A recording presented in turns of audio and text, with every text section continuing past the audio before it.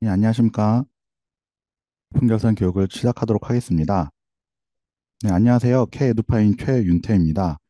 이번 시간에는 K에듀파인 시스템 2023년 물품 결산 및 재물조사 교육을 진행하겠습니다. 그럼 바로 교육을 시작하도록 하겠습니다. 교육 목차를 먼저 보실 건데요. 2023년 물품 결산과 물품 수급 관리 계획을 살펴보고 2023년 재물조사 방법과 RFID 관련 메뉴를 한번 훑어보는 걸로 진행을 하겠습니다. 우선은 2023년 물품 결산 진행하는 화면인데요. 물품 결산 목차를 보시면 첫 번째는 전체적인 업무 흐름을 먼저 보고요. 물품 결산을 진행하기 전에 확인해야 될 사전 작업을 살펴본 다음 물품 결산 보고 진행하는 방법과 결산 후에 검증하는 방법을 알아보도록 하겠습니다. 그리고 상위 기관에 제출하는 진행 방법도 살펴보겠습니다. 물품 결산이 보고되는 업무 흐름인데요. 각 기관의 물품 담당자분들이 물품 결산 보고서를 생성하여 제출하게 되면 기관 전체로 물품을 관리하는 학교나 직속기관 같은 경우에는 바로 상위교육청으로 제출이 됩니다. 반면 교육청은 본청이나 지원청 마찬가지로 각 부서별로 물품을 관리하기 때문에 부서의 물품 담당자가 결산 보고를 생성해서 제출하면 일단 그 부서가 속한 교육청의 기관 담당자가 부서들이 제출한 결산서를 취합을 합니다. 이렇게 기관 전체로 생성해서 다시 제출하는 절차를 한 번 더 진행하고 본청으로 제출을 하게 됩니다. 그럼 본청이나 지원청에서는 교육청과 하위학교 기관에서 제출한 물품 결산서를 접수하여 다시 취합한 물품 결산서를 생성하여 시도로 제출하게 됩니다. 마지막 시도 총괄 담당자가 교육청 단위로 제출한 결산서를 접수하고 총 결산서를 생성하여 승인을 완료하는 흐름으로 진행이 되게 됩니다. 다음은 물품 결산을 시작하기 전에 미리 작업해 두어야 할 사전 작업에 대해 알아보겠습니다. 결산은 해당 회계연도에 취득한 물품, 그래서 최종적으로 보유하고 있는 물품을 확인하여 보고하는 작업인데요. 그러니까 결산 작업을 하기 전에 혹시 취득이나 처분해야 할 물품을 누락한 것이 있는지 또는 진행을 마무리하지 못한 건이 있는지를 확인해야 합니다. 우선 검수자산 정리 대상 목록에서 반영 여부를 미반영으로 조회해 처리되지 않는 검수건이 있는지 확인하고 반영을 해야 합니다. 동일한 과정으로 물품 취득 대장 정리 목록에서도 조회창의 승인 상태를 아니오로 놓고 조회를 하시는데요. 그랬을 때 조회되는 건이 있다면 해당 건들은 예를 들어 대장 정리만 해놓고 결제 진행을 하지 않았거나 결제가 진행 중인 건들입니다. 확인해서 모두 처리 완료를 해주시면 됩니다. 이렇게 취득 관련된 내용을 확인해 봤으니까 다음은 처분 관련된 사항도 한번 확인하는 방법입니다. 처분도 마찬가지로 진행 중인 건이 있으면 안 되니까 진행을 완료해 줘야 하는데요. 처분 진행 중인 건을 가장 확인하기 쉬운 메뉴가 지금 보시는 물품 관리의 대장 및 조회에 있는 물품 보유 현황 메뉴입니다. 물품 보유 현황 메뉴에서 취득 일자는 1900년부터 5000년까지 최대한 길게 놓고 정리 일자를 1900년부터 2023년 12월 31일까지로 설정한 다음에 그 다음에 중요한 것이 조회창에 있는 운용 상태를 불용으로 조회해 보시면 이런 식으로 진행 중인 건들이 모두 조회가 됩니다. 예를 들어 관리 전환 진행 중, 불용 진행 중, 매각 계약 진행 중, 처분 진행 중 이렇게 진행 중인 물품이 조회가 된다면 확인해서 모두 진행 완료로 만드신 다음에 결산을 진행해야 합니다. 이렇게 취득 내역과 처분 내역을 확인하여 진행 중인 건들을 모두 처리 완료하셨다면 지금 보시는 물품 결산 보고 메뉴에서 본격적으로 결산을 진행해 주시면 되는데요. 작업 방법은 결산 연호를 1월부터 순차적으로 작성, 마감, 생성해 주시면 됩니다. 1월 작성 마감하고 생성하고 다음 2월 작성 마감 생성 3월 작성 마감 생성하는 방법으로 순서대로 12월까지 월별로 작성 마감 생성하고 마지막에 전체를 작성 마감 생성하시는데요. 만약에 앞에 설명드린 사전 작업을 완료되었다면 이렇게 진행할 때 아무런 문제 없이 순차적으로 진행이 될 텐데요. 그런데 혹시 작성 마감을 클릭했을 때 보시는 것 같은 알림창이 뜨는 경우가 있습니다. 알림창 보시면 선택하신 결산 연월에 해당하는 업무가 진행 중입니다. 진행 중 업무 버튼을 눌러 확인해 보시기 바랍니다라는 알림창인데요. 알림창 내용 그대로 지금 결산하려는 월에 취득이나 처분에 해당하는 진행 중 업무가 있다는 뜻이고요. 그럴 때는 진행 중 업무 버튼을 클릭하면 팝업이 조회가 되면서 해당 월에 진행 중인 업무를 확인해 볼 수 있습니다. 이렇게 조회된 진행 중 업무를 찾아서 처리를 완료한 후에 다시 결산을 진행하시면 됩니다. 1월부터 순차적으로 작성 마감과 생성을 해서 12월까지 진행을 하면 결산 연월 선택창에 전체를 선택할 수가 있습니다. 전체까지 선택해서 생성이 되면 제출 버튼이 활성화가 되고요. 제출 버튼을 클릭하면 결제를 진행할 수 있는 팝업이 떠서 결제를 받고 승인을 받으면 해당 결산 보고서가 상위 기관에 제출이 됩니다. 이렇게 제출이 완료되면 보시는 것처럼 승인 상태는 결제 완료, 접수 상태는 제출로 보여지는데요. 이 상태에서 상위 기관이 접수를 하게 되면 접수 상태가 접수가 되고 접수 일자와 접수자가 표시가 됩니다.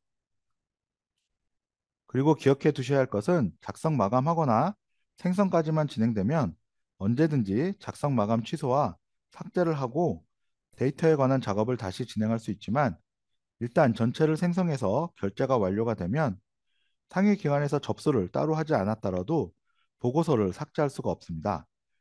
일단 제출이 되면 상위 기관에서 반려를 받아야만 삭제를 진행할 수 있습니다. 그러니까 제출하시기 전에 추가로 더 작업할 내용이 없는지 확인해 보시고 제출하시는 것이 좋을 것 같습니다. 결산보고서 수량이랑 물품 대장의 수량이 일치하지 않는 경우에는 보는 해당 알림이 발생할 수도 있습니다. 그러면 결산서를 제출하기 전에 간단하게 결산이 잘 됐는지 검증하는 방법을 알아보도록 하겠습니다. 결산이 완료가 됐다면 대장 내용과 결산 내용을 비교를 통해 검증을 해보실 수 있는데요. 기관에서 보유하고 있는 물품 전체의 수량과 금액, 그리고 23년 취득으로 증가된 물품 수량과 금액, 23년 처분으로 감소된 물품 수량과 금액, 마지막으로 정수 물품의 수량과 금액 이렇게 네 가지로 나눠서 검증을 하고 확인해 보실 수 있습니다. 보유하신 물품 전체의 수량 금액은 물론 물품 보유 현황에서 확인할 수가 있고요. 물품 보유 현황의 전체 수량 금액과 23년 물품 결산서에 물품 증감 및 현재 계산서 모든 물품에 표시되는 수량 금액을 비교해 보시면 됩니다. 증가분을 확인하실 때는 물품 취득 내역 현황의 23년 취득한 수량 금액과 물품 증가 및 현재 보고서 모든 물품의 증에 해당되는 수량과 금액을 확인하시면 되고요. 그리고 23년 감소분을 확인하실 때는 물품 처분 현황에서는 23년에 처분된 수량과 금액을 그리고 물품 증가 및 현재 계산서 모든 물품의 감소분의 수량 금액을 확인하여 비교해 보시면 됩니다. 정수 물품 같은 경우에는 물품 보유 현황에서는 정수 물품을 체크해서 따로 정수 물품만 조회를 하실 수가 있고요. 그다음 물품 결산 보고서에서는 물품 증감 및 현재 계산서 정수 물품 내용과 비교를 하시면 확인해 보실 수 있습니다. 관련된 내용을 이제 화면으로 한번 확인해 보도록 하겠습니다. 우선은 물품 보유 현황 메뉴인데요. 물품 보유 현황에서 취득 일자는 1900년부터 5000년까지로 길게 두시고요. 정리 일자는 1900년부터 2023년 11월, 12월 31일로 설정한 후에 조회하여 가장 마지막 페이지로 이동합니다. 그러면 이렇게 맨 마지막에 합계로 보유한 물품의 총 수량과 금액이 표시가 되는데요. 이 수량과 금액을 2023년도 말 현재 수량과 금액과 비교를 해보시면 됩니다. 대장 증제와 결산이 잘 진행이 됐다면 당연히 수량과 금액이 동일할 거고요. 참고로 이 물품 결산 보고 보시면 보고서 종류가 5개가 있습니다. 첫 번째 물품 증감 및 현재 계산서, 두 번째 물품 관리 계산서, 세 번째 물품 증감 사유별 명세서, 이렇게 세 가지 보고서는 중요 물품만 표시가 됩니다. 저희가 물품 관리, 물품 기준 정보 보시면 물품 한도액 현황을 볼 수가 있는데요. 여기서 시도 물품 총괄 담당자가 불용 한도액이나 관리 전환 한도액 등의 물품 한도액을 지정해 놓습니다. 거기에 보시면 중요 물품 기준액도 설정할 수가 있는데요. 이 보시는 결산 보고서의 처음부터 세 번째 보고서는 그 중요 물품에 해당되는 물품만 따로 결산한 보고서입니다. 그리고 네 번째 보고서는 물품 증감 및 현재 계산서 모든 물품은 보유하고 있는 전체 물품의 모든 물품이 조회가 되는 거기 때문에요. 물품 보유 현황에서 조회한 총 수량과 금액을 이 네 번째 보고서 물품 증감 및 현재 계산서 모든 물품에서 조회가 된 마지막 2023년도 말 현재액의 수량 금액과 비교하셔서 합계 금액을 맞추시면 됩니다. 네, 참고로 이 보고서의 마지막 물품 증감 및 현재 계산서 정수 물품은 정수 물품에 대한 내용만 표시가 됩니다. 네, 다음은 증가분을 확인하는 건데요. 물품 취득 내역 현황에서 취득 일자는 1900년에서 500년으로 마찬가지로 길게 두시고요. 정리 일자는 2023년 1월 1일부터 2023년 12월 30일로 설정하고 조회를 하게 됩니다.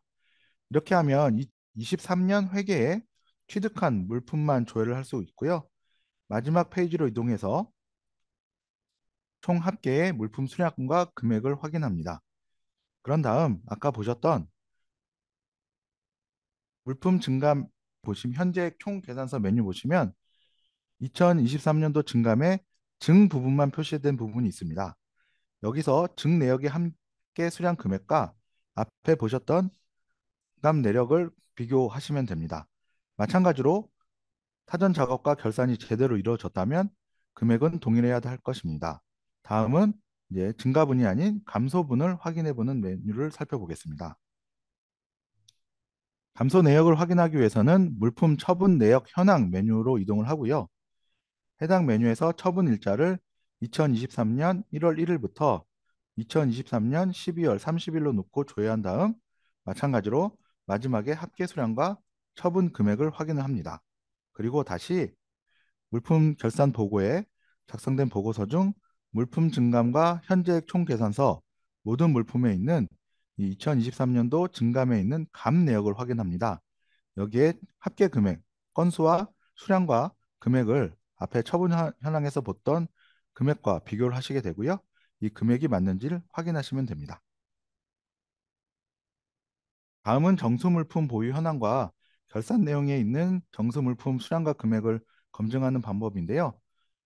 이 물품 보유 현황에 보시면 일자는 동일하게 두시고요. 조회창에 정수 물품만 체크하는 부분이 있습니다.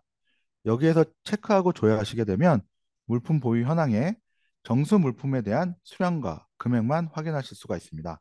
그러면 이 수량과 금액을 확인하시고 저희가 물품 결산 보고에서 작성된 보고서 중 맨 마지막에 있는 물품 증감과 현재액 총계산서 정수 물품에 있는 2023년도 말 현재액의 수량 금액과 맞는지를 확인해 보시면 됩니다. 이렇게 결산서를 모두 생성한 후에 제출하시기 전에 결산서 내용과 대장 내용을 비교, 검증하는 방법을 살펴보았고요. 이상이 없다면 제출하여 결제 완료를 하시면 되고 만약에 수량이라든지 금액의 차이가 있다면 원인을 파악해서 처리한 후에 물품 결산을 제출하시면 됩니다. 그럼 다시 결산 제출 이후의 진행 과정에 대해 살펴보겠습니다. 앞서 업무 흐름에서 짚어드린 대로 부서별로 물품을 관리하고 결산도 따로 진행하는 본청이나 지원청의 경우 각 부서의 물품 담당자가 제출을 하면 부서가 속한 기관의 물품 담당자가 지금 보시는 물품 결산 보고 기관 메뉴에서 취합을 해서 다시 제출하게 됩니다. 방법은 보고자료 확인 탭에서 우선 조회를 하고요. 기관에 속한 부서가 조회되고 부서에서 제출한 결산서가 제출 상태로 조회가 되면 제출자와 제출 일자가 표시가 되는데요. 이때 초록색 부서명을 클릭하면 제출한 결산서 내용을 확인할 수가 있고요. 내용을 확인해 보고 접수 버튼을 클릭하면 됩니다. 동일한 방법으로 모든 부서의 결산서를 접수한 후에 바로 옆에 기관 보고 탭으로 이동한 다음 생성 버튼을 클릭하여 기관 전체의 결산서를 생성하고 제출을 하게 되는데요. 제출을 클릭하여 결제를 진행하고 승인이 완료되면 물품 결산 보고 본청 지원청으로 제출이 됩니다. 그러면 본청이나 지원청의 물품 담당자는 물품 결산 보고 본청 지원청 메뉴에서 하위 기관에서 제출한 결산서를 취합하여 다시 시도로 제출하게 되는데요. 보건자료 확인 탭에서 조회해 보면 본인 기관의 물품 결산 보고 그리고 기관에서 제출한 교육청 제출권과 소속된 하위 학교 그리고 소속 직속 기관이 제출한 결산서가 조회가 됩니다. 여기서 한 가지 생각해 두셔야 하는 내용이 있는데요. 올해 폐교가 되거나 없어진 기관, 조직 같은 기관의 결산 진행 여부입니다. 예를 들어서 올해 2월에 폐교가 됐다면 2023년 2월까지는 해당 기관에 물품이 조회했던 것이기 때문에요. 결산을 진행을 해야 됩니다. 없어진 기관에는 결산을 진행할 담당자가 없는 경우가 대부분일 텐데요. 그럴 경우에는 교육청 물품 담당 선생님이 폐교의 자료 권한을 받아서 결산을 진행하고 제출까지 해주셔야 합니다. 하위 기관에 제출한 내용을 확인하려면 기관명을 클릭하면 보고자료 내용이 확인이 가능하고요. 이렇게 해서 확인한 다음 마찬가지로 접수 버튼을 클릭하면 됩니다. 그리고 다시 옆에 있는 탭에 교육지원청 본청보고 탭으로 이동하여 교육청과 각 하위 기관들이 제출한 결산서를 모두 합쳐 다시 교육청 결산서를 생성하여 제출하게 됩니다.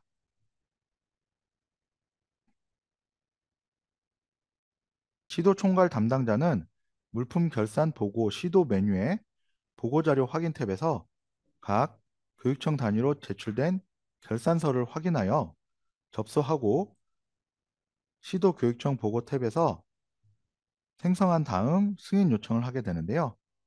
이렇게 승인이 완료가 되면 물품 결산 진행이 마무리가 됩니다. 예, 지금까지는 물품 결산을 진행하는 순서와 방법, 화면에 대해서 알아보았고요. 다음은 물품 수급 관리 계획에 대해서도 알아보도록 하겠습니다. 예, 기본적으로 업무 흐름을 살펴보도록 할 거고요. 물품 수급 계획 관리, 메뉴 진행하는 방법, 그리고 각 기관, 본청, 지원청, 시도별로 보고하는 메뉴를 살펴보도록 하겠습니다. 그리고 수급 계획 결과가 보고된 이후 변경이 필요할 때 처리하시는 방법도 살펴보도록 하겠습니다. 예, 물품 수급 계획의 업무 흐름도인데요. 앞에 저희가 살펴본 물품 결산 진행하는 업무 흐름과 보시면 크게 다르지가 않습니다. 진행하는 메뉴명만 좀 다를 뿐이기 때문에요. 이 부분은 별도로 설명하진 않고 넘어가도록 하겠습니다.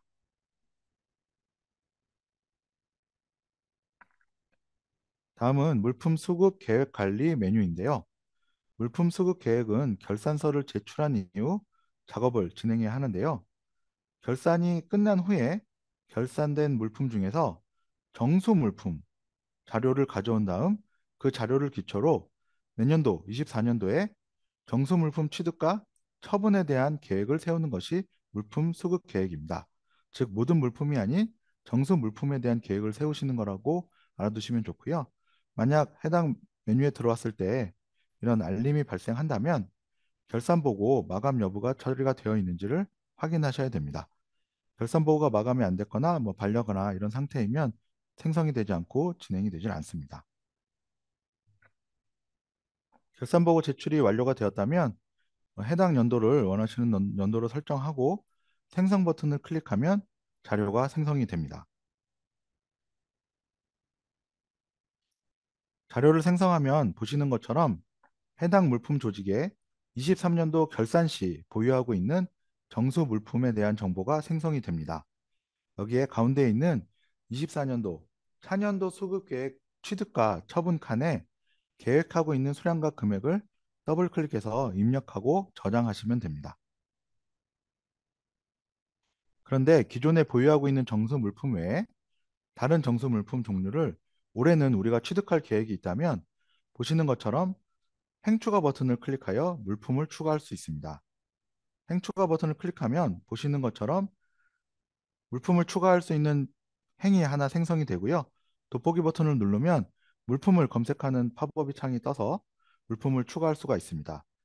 그런데 이때 추가할 수 있는 물품은 정수 물품에 해당하는 물품만 가능하고요.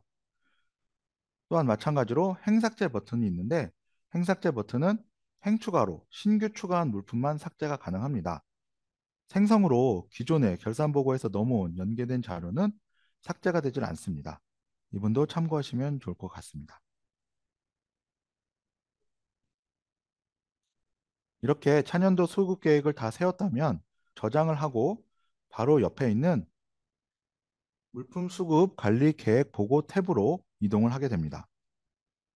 물품 수급 관리 계획 보고 탭에서 내용을 확인하시고 잘 등록됐다면 제출 버튼을 클릭해요.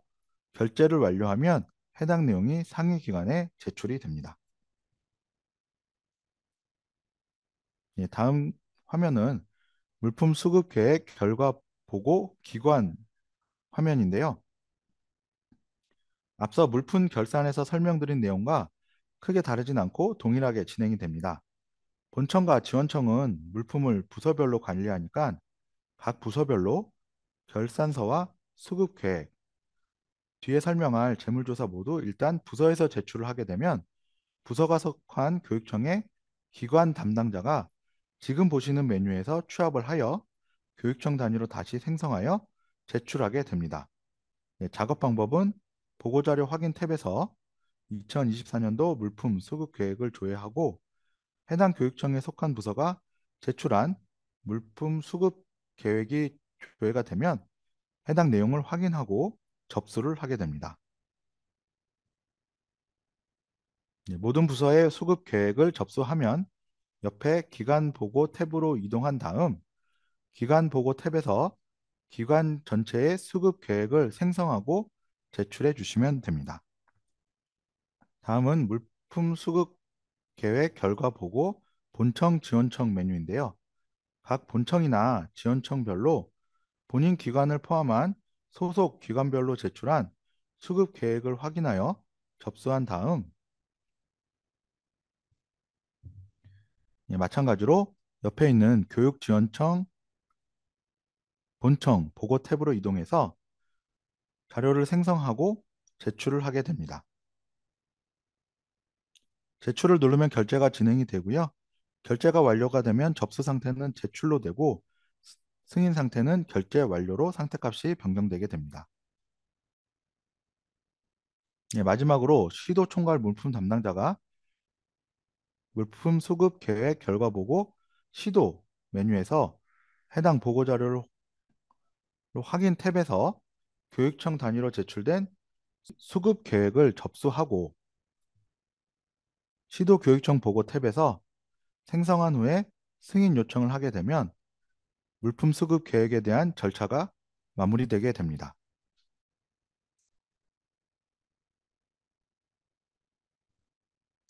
다음은 이렇게 설정된 물품 수급 계획에 대해서 변경된 사항이 있을 때 진행하는 물품 수급 변경 계획에 대해 알아볼 텐데요.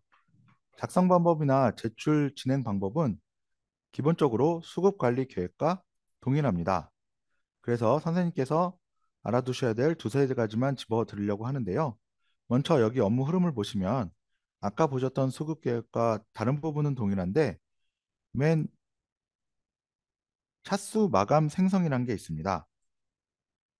앞에서 살펴본 수급 관리 계획은 결산이 끝난 후에 차년도 24년도에 정수 물품을 취득 처분 계획을 세우는 것이고 이렇게 세워진 수급 계획을 변경할 때는 수급 계획을 변경하기 위해서는 수급 변경 계획에 대한 차수가 생성되어야 됩니다. 근데 이 차수 생성은 기관이나 학교에서 할 수 있는 게 아니고 시도교육청의 물품 담당자가 생성을 해주셔야 됩니다. 즉 시도총괄 담당자가 수급 계획 변경을 진행한다는 차수 생성과 마감일을 지정을 하면 비로소 물품 수급 변경 계획을 진행할 수가 있습니다. 이후에 진행되는 절차는 크게 다르지는 않습니다. 네, 화면에서 보시는 물품 수급 변경 계획 마감 해당 메뉴가 물품 수급 변경 계획을 마감하고 차수를 생성할 수 있는 메뉴입니다. 여기서 시도 총괄 담당자가 행추가하여 차수를 생성하고 마감일을 지정하고 저장을 할 수 있습니다. 그러면 각 조직의 물품 담당자는 물품 수급 변경 계획 메뉴에서 우측 상단의 차수가 생성된 차수가 조회가 돼서 선택할 수가 있습니다. 그리고 선택하고 물품 수급 변경 계획을 진행을 하는 건데요. 작업 방법은 일단 회계 연도를 선택하고 진행할 차수를 선택한 다음에 조회에서 생성한 다음 수급 계획의 취득 처분 내용을 변경하고 필요에 따라 행추가 버튼을 눌러서 필요한 물건을 추가한 다음에 저장을 하게 됩니다. 이때 좀 기억해 두셔야 될 부분이 있는데요. 수급 변경 계획은 수급 계획, 최초에 세운 수급 계획에 대한 변경 계획이기 때문에요. 만약 여기서 회계연도, 해당 연도를 2023년도로 놓게 되면 회계 초에 설정했던 최초 수급 계획을 변경하는 걸로 진행이 됩니다. 즉, 그러니까 2023년도 수급 계획을 생성했을 때 그때 계획에 있는 정수 물품이 조회가 되는 거기 때문에요. 지금 현재 보유한 정수 물품과는 수량이 다를 수도 있다는 점도 참고하시고 진행을 해주시면 됩니다. 뭐 예를 들어서 올해 3월에 구입하여 보유하고 있는 정수 물품이 있을 경우에는 만약에 2023년도 수급 계획을 세웠을 때는 그 내용이 반영이 안 되어 있었기 때문에요. 수급 계획 변경 계획에서는 최초 23년에 계획을 세웠던 수량으로 표시가 될 거고요. 저희가 물품 대장에서는 3월에 취득을 했기 때문에 그 내용이 반영이 되어 있을 겁니다. 그럴 경우에 만약에 그래서 23년도 수급 계획을 세울 때 취득 계획이 등록되지 않는 새로운 물품을 우리가 물품 수급 변경 계획에서 등록해야 한다고 한다면 행추가로 추가를 하셔야 되는 부분입니다. 이렇게 입력을 완료했다면 옆에 있는 물품 수급 변경 계획 보고 탭으로 이동하여 제출을 하시면 됩니다. 이후 기관, 본청, 지원청, 시도에서 진행하는 방법은 수급 계획과 동일하기 때문에 설명은 넘어가고 재물조사로 설명으로 진행하겠습니다. 다음은 이제 재물조사 진행하는 방법을 알아볼 텐데요. 업무 흐름을 마찬가지로 처음에 살펴보고 지침과 계획 그리고 결과 보고하는 화면을 차례차례 살펴보도록 하겠습니다.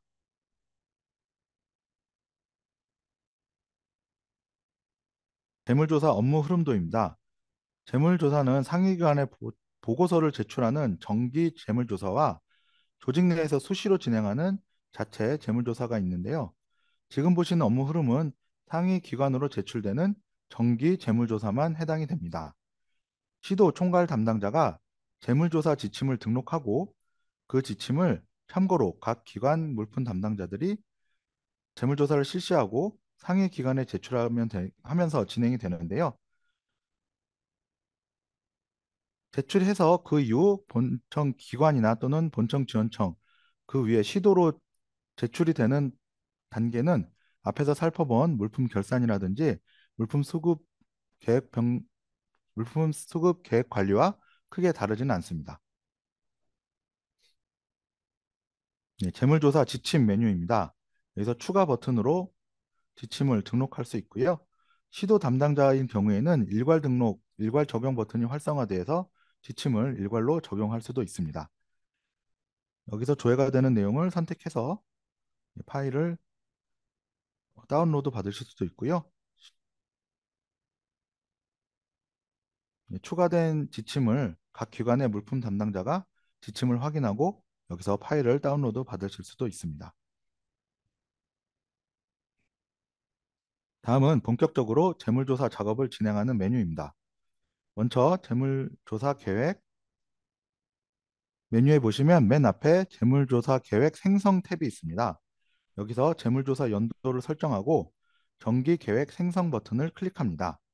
그러면 재물조사 일자와 생성 건수들이 생성되는데요. 재물조사 일자는 생성한 날짜가 아닌 해당 연도의 12월 31일로 표시가 됩니다. 그리고 또 기억해 두셔야 할 게 있는데요. 정기 계획 생성 버튼을 클릭하면 클릭한 일자에 현재 대장에 등록되어 있는 물품을 가지고 생성을 하게 됩니다. 그러니까 만약에 재물조사 계획을 생성한 이후 물품을 취득하거나 처분하여 대장상에 어떤 변동이 발생을 해도 한번 생성한 재물조사 계획에는 연계가 되지 않는다는 점을 꼭 기억해 주시기 바랍니다. 재물조사 계획 메뉴에서 정기 계획 생성이 아닌 다른 차수 계획 생성을 하는 경우에도 마찬가지로 재물조사 일자는 12월 30일로 생성이 되고 보시는 것처럼 차수가 생성이 됩니다. 계획 생성은 자체적으로 재물조사를 진행하는 것으로 상위 기관에 제출되지 않고 여러 번 진행도 가능한데요. 할 때마다 차수가 생성되어 차수가 1차, 2차, 3차 이렇게 점점 늘어나게 됩니다. 재물조사 계획 메뉴에서 재물조사 계획 생성 탭에서 생성을 하신 다음에는 재물조사 목록표 탭 화면에서 운영 부서별로 생성된 재물조사 목록표를 다운받거나 출력하여 실사를 진행하게 됩니다. 운영 부서별로 조회할 수도 있고 운영 부서 전체를 체크하여 전체로 조회한 다음 목록표를 다운받거나 출력하실 수도 있습니다. 그리고 여기 보시면 물품에 대한 재물조사 일자, 재물조사 반장, 개수자 등등에 대한 정보가 있는데요. 중간에 물품 출납법에 있는 2번 칸에 그 내용을 입력하면 하단 재물조사 목록표 이 화면에 그 내용이 반영이 돼서 출력을 하실 수 있으니까요. 재무조사 하실 때 활용하시면 좋을 것 같습니다. 이제 목록표를 가지고 실사를 하셨다면 이제 조사된 내용으로 재물조사 결과 등록을 진행하시면 되는데요. 재물조사 계획 메뉴의 맨 마지막 탭 재물조사 결과 등록 탭에서 진행을 하시면 됩니다. 여기서 운영부서별로 진행을 하게 되고요. 운영부서를 선택하고 조회하면 해당 운영부서의 물품들이 조회가 됩니다. 조회된 물품에 대해 엑셀 등록이나 상세 결과 등록, 물품 추가 등록 버튼 등이 있어서 재물조사된 결과를 등록하실 수가 있습니다. 그러면 결과 등록하는 방법을 해당 버튼들을 하나하나 살펴보도록 하겠습니다. 우선은 엑셀 등록하는 버튼인데요. 엑셀 등록 버튼을 클릭했을 때 나오는 팝업에서 만약 RFID를 사용하는 기관인 경우에는 이 조사 방법에 리더기나 엑셀 등록을 선택할 수 있는 선택을 할 수 있도록 되어 있습니다. 저희는 먼저 엑셀 등록하는 방법부터 설명을 드리겠습니다. 엑셀 등록 버튼을 이용해서 엑셀로 등록하실 경우에는 이 팝업 창에서 파일 그리고 화살표가 위로에 있는 버튼을 클릭해서 해당 파일을 다운로드 받습니다. 그리고 그 파일을 열어보시면 다음과 같은 화면과 같은 엑셀 파일이 나오는데요. 여기서 대장과 연계된 자료 부분과 실사 현황을 등록하는 내용이 있습니다. 왼쪽이 대장에 등록된 내용이고 오른쪽이 실사 현황을 등록하는 화면입니다. 여기에서 왼쪽에 파란색으로 표시되어 있는 대장에서 연계된 네모칸 내용은 수정이나 입력을 하실 수가 없고요.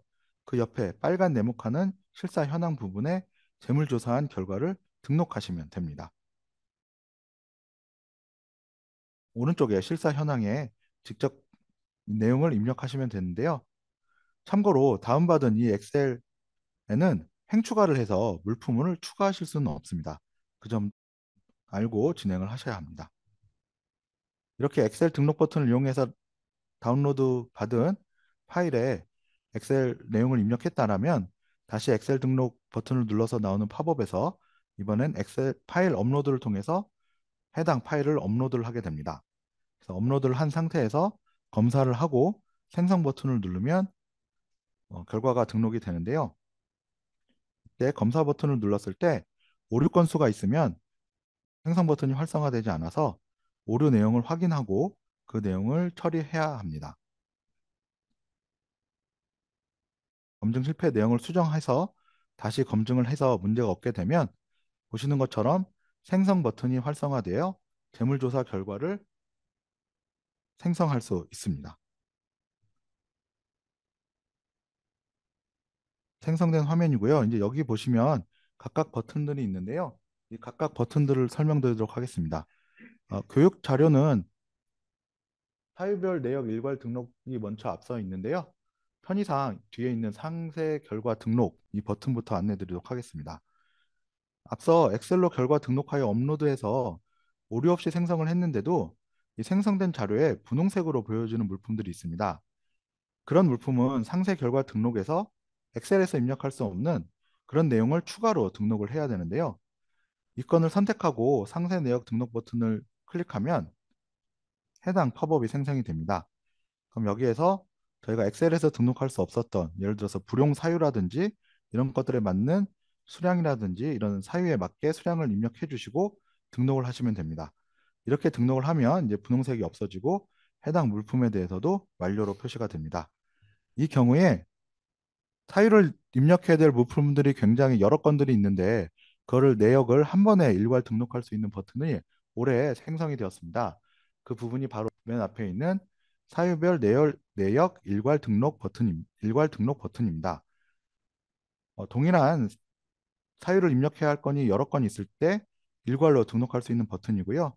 해당 버튼을 클릭하면 해당 건들이 조회가 됩니다. 그러면 위에 조회가 되는 것들 중에 동일한 것들을 선택하고 밑에 불용 사유라든지 뭐 부족 사유 등을 수량을 입력하셔서 저장하시게 되면 일괄적으로 반영이 됩니다. 다음은 물품 추가 등록 버튼을 이용하여 등록하는 경우인데요. 재물조사를 한 결과 대장에는 등록되지 않는 물품이 재물조사 실사에서는 조회가 되었다면 해당 물품 추가 등록 버튼을 이용하여 물품을 등록할 수가 있습니다. 작업 방법은 물품 추가 등록 버튼을 클릭하여 팝업으로 호출이 되면 위에 물품 목록목의 돋보기를 선택해서 해당 물품을 선택을 하고요. 그 밑에 내용을 입력하고 저장을 하시면 됩니다. 근데 이때 참고하셔야 될 것은 물품 추가 등록으로 등록을 할 경우에는 화면에서처럼 사용자 등록 여부가 오른쪽 맨 끝에 보시면 표시가 되고요. 장부수의 수량과 금액은 0으로 표시가 됩니다. 그리고 재물조사 결과 등록에서 물품 추가 등록을 했다라고 하더라도 이게 저희가 물품 취득을 한 건 아니기 때문에 물품 대장에는 반영이 되진 않습니다. 그래서 물품 대장에는 여전히 등록되지 않은 상태로 조회가 되기 때문에요. 이 부분은 착오가 없도록 알아두시면 좋을 것 같습니다. 만약에 이렇게 해서 물품 추가 등록도 하고 각각 운용 부서별로 처리가 완료가 되면 등록 완료 버튼을 클릭해서 재물조사 결과를 등록할 수가 있습니다. 만약에 모든 운영 부서가 아니라 하나라도 미완료가 된 부서가 있으면 해당 알림이 발생해서 재물조사 내역을 다 등록해야지만 진행이 가능합니다. 등록 완료가 됐다면 이번엔 재무조사 결과 메뉴로 이동하여 재물조사 보고서 내용을 확인하고 상위 기관에 제출을 하게 됩니다. 물론 앞에 말씀드린 대로 정기 재물조사만 상위 기관에 제출하고 차수를 따로 생성해서 진행한 자체 재물조사는 상위 기관으로 따로 제출하지는 않습니다. 재물조사 제출 절차는 앞에서 살펴본 물품 결산과 수급관리 계획과 동일하기 때문에요. 간략히 화면만 살펴보면서 넘어가겠습니다. 제출한 물품 조직이 본청이나 지원청이라면 지원청 그리고 부서라면 교육청 기관 담당자가 재물조사 결과 보고 기관 해당 메뉴에서 접수를 하고요. 그 옆에 기관 보고 탭에서 자료를 생성하고 제출을 하게 됩니다. 그러면 본청 지원청 사용자가 재물조사 결과 보고 본청 지원청 메뉴에서 하위 학교나 직속 기관 그리고 본인 소속 교육청에서 제출한 재물조사 보고서를 확인하고 접수를 하게 됩니다.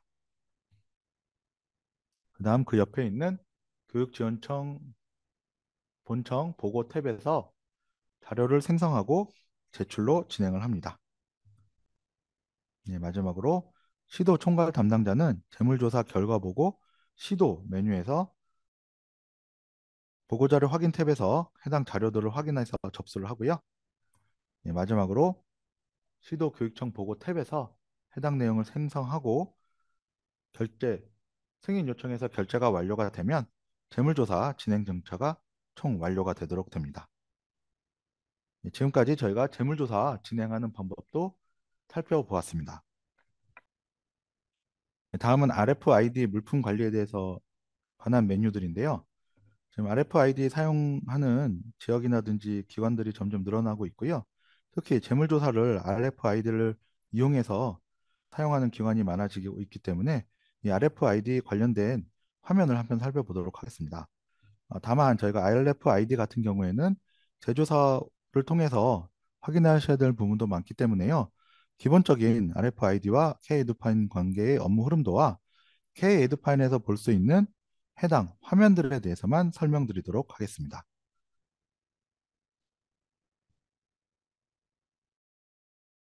RFID를 이용해서 K-에듀파인 물품 관리가 어떻게 연계되는지를 하나의 흐름도로 표시를 했는데요.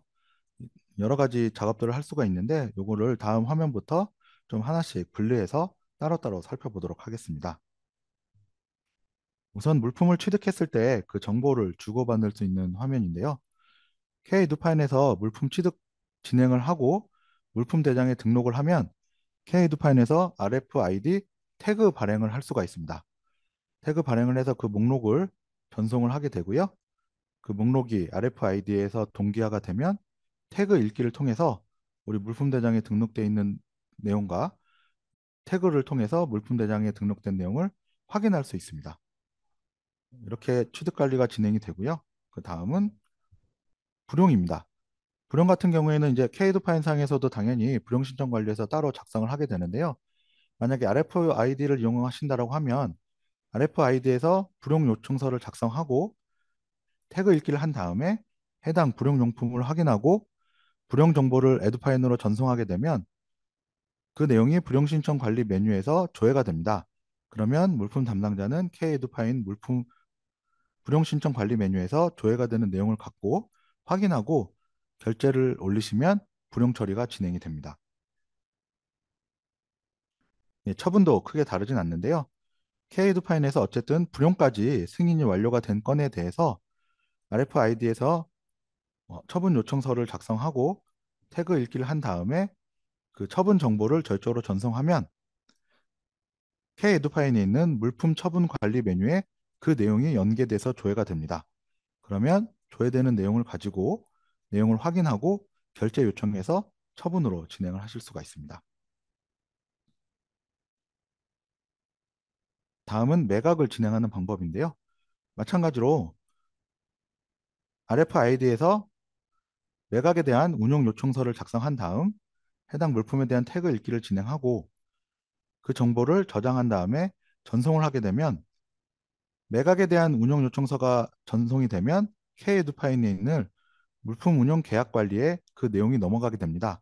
그러면 물품 매각 운영 계약 관리에서 조회되는 내용을 가지고 계약에 대한 기본 내용을 정보를 등록하고 기한서를 그 계약서를 작성하시고 결제받고 물품 매각의 원래 순서대로 진행이 되는 것입니다. 재물조사를 만약에 진행하는 경우에는 K-에듀파인에서는 재물조사 지침을 등록하고 계획 생성까지 진행한 다음에 RFID에서 목록 요청을 하고 그다음에 부서와 위치를 확인한 다음에 태그 읽기를 통해서 재물조사를 진행합니다. 그리고 나서 그 정보를 조사 정보를 K-에듀 파일로 전송하면 그 내용이 재물조사의 결과 등록에 반영이 되는 것이죠. 그러면 K-에듀 파일에서는 그 결과를 등록된 결과를 조회하고 앞에 보셨던 결과 보고를 한다든가 제출하는 과정을 진행을 하도록 됩니다. 즉 이게 K-에듀 파일에서 여태까지 쭉 진행됐던 과정을 RFID를 통해서 어떤 서로 연계가 되면서 업무 흐름이 진행된다는 점을 설명드린 화면입니다. 이 다음부터는 RFID 진행을 위해서 확인해야 될 K-에듀 파일에 있는 메뉴 화면을 설명드리겠습니다. 만약에 사용자가 RFID 관련 메뉴를 진행해야 되는데 관련 메뉴 자체가 안 보이는 경우에는 기관 관리자에게 요청해서 메뉴 접근 권한을 우선 받으셔야 됩니다. 권한을 부여받을 때 세부 시스템을 물품 관리로 조회하면 물품 관리에 관련된 여러 권한 중에 물품 RFID 담당자를 권한을 받으시면 되고요. 시도 담당자 같은 경우에는 물품 RFID 관리자 시도 교육청으로 되어 있는 사용자 그룹명을 부여받으시면 RFID 관련된 메뉴들을 확인하실 수가 있습니다.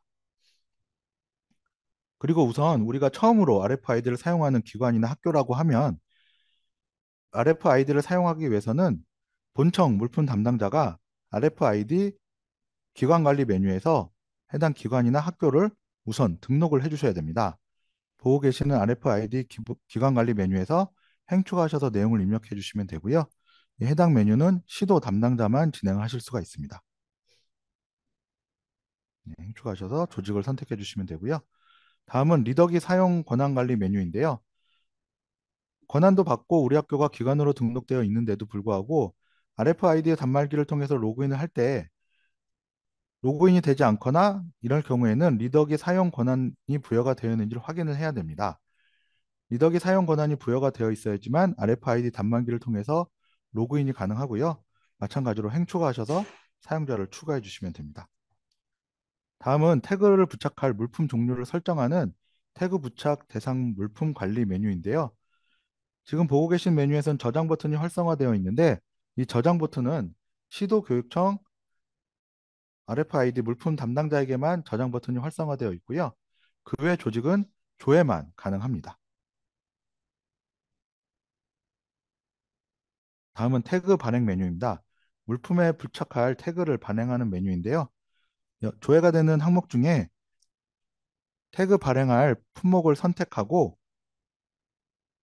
태그 발행 버튼을 클릭합니다. 태그 발행 버튼을 클릭하면 처음에는 프린터 정보 팝업이 뜨는데요. 여기서 프린터 설정 버튼을 눌러서 프린터를 설정할 수도 있고 또한 프린터 관리 버튼을 눌러서 프린터 관리를 진행할 수도 있습니다. 근데 이때 태그 발행기 프로그램은 관리 업체에서 받아서 설치를 하셔야 되고요. 프린터 관리나 프린터 설정이 정상적으로 진행이 됐다면 발행 버튼을 눌러서 저희가 태그 발행을 진행할 수가 있습니다. 태그 발행 현황을 조회할 때는 RFID 태그 발행 현황에서 조회할 수가 있고요. 기관별로 RFID 태그 발행 현황 또한 조회할 수 있는 메뉴가 따로 있습니다. 태그 발행의 진행 현황 또한 볼 수 있도록 RFID 태그 발행 진행 현황이라는 메뉴가 있어서 여기서 조회하셔서 진행 현황을 확인해 볼 수가 있고요. 마찬가지로 기관별로 RFID 태그 발행 진행 현황 역시 확인이 가능합니다. RFID 리더기에 접속한 이력 또한 확인할 수 있는 메뉴가 있습니다. 리더기 접속 이력 조회 메뉴에서 이 리더기에 접속한 아이디와 사용자명 등 그리고 접속 일시 등등을 확인해 볼 수가 있습니다. 다음은 RFID 송수신 이력 조회 화면인데요. 여기서 RFID를 통해서 K드판과 서로 송수신된 이력을 확인해 볼 수가 있고요. 화면 보시면 송수신된 일시와 연결 현황 등을 볼 수가 있고요. 이 상세 현황에 보기라고 하는 버튼을 통해서 자세한 상황을 확인해 볼 수가 있습니다. 다음 화면은 이제 보기 버튼을 클릭했을 때 나오는 화면인데요. 보기 버튼을 클릭하면 이 상태를 확인해 볼 수가 있고요. 만약에 재물조사를 하는데 RFID 단말기를 통해서 진행하는 경우에는 이 모든 진행 상태가 다 등록 완료 상태로 조회가 되어야 됩니다. 하나의 품목이라도 등록 완료가 되지 않으면 재물조사 등록이 정상적으로 되지 않으니까 모든 품목이 등록 완료 상태인지 확인하신 다음에 재물조사를 진행하시면 될 것 같습니다. 예, 지금까지는 저희가 RFID에 관련된 화면, K드 파일에 있는 화면에 대해서만 안내 드렸고요. RFID 같은 경우에는 이 단말기 같은 경우 또는 리더기 같은 경우에는 제조사에서 확인해야 될 부분들이 있어서 단말기나 또는 리더기에 대해서는 설명드릴 수 없는 점 양해 부탁드리겠습니다. 예, 지금까지 저희가 물품 결산에 대해서 알아보았고요. 오늘 교육한 내용이 2023년 물품 결산 진행하는데 큰 도움이 되었으면 좋겠습니다. 예, 지금까지 K에듀파인의 최윤태였습니다. 감사합니다.